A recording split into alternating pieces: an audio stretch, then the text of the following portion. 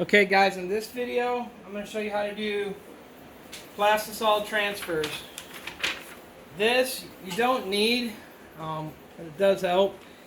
This is a vacuum fixture. It's got a hose, it's got a bunch of holes in it. And so what it does is like you put your paper on there where you're going to line it up. And it holds it down there for you perfectly every time. You can do it on a normal pallet and use spray adhesive. I just have a vacuum fixture, so I'm going to use it. The paper, I already preheated it, so what I did is I ran it through the dryer. And you want to do that so it pre-shrinks the paper so it doesn't shrink when you go to use them.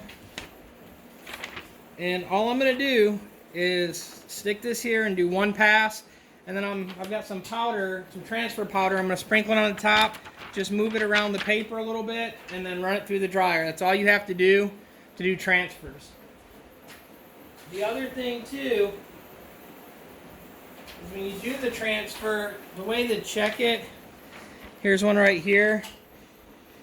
If you can peel it off, you've got the right heat and all that. You're gonna check with all your different inks because they're all gonna vary a little bit.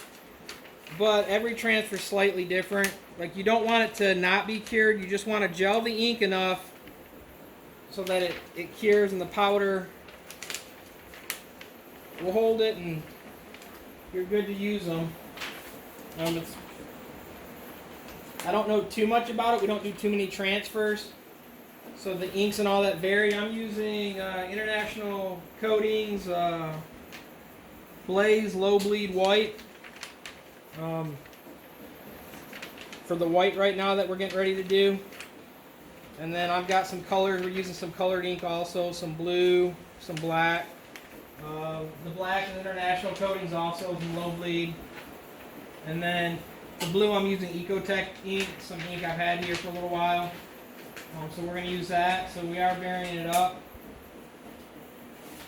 The paper that I've got, we bought it from Atlas Screen Printing Supply. You can buy it from a lot of places.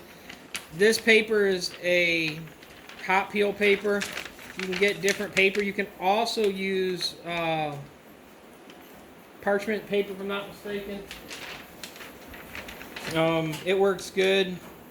There are people that do that. I've never tried it. We don't do enough to do that. If it works, it's actually a lot cheaper than even doing it this way. I'm paying about 15 cents per piece of paper roughly, or a little bit less.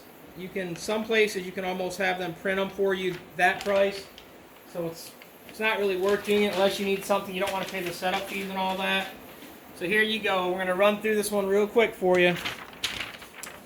I'm going to line my paper up, and with the vacuum just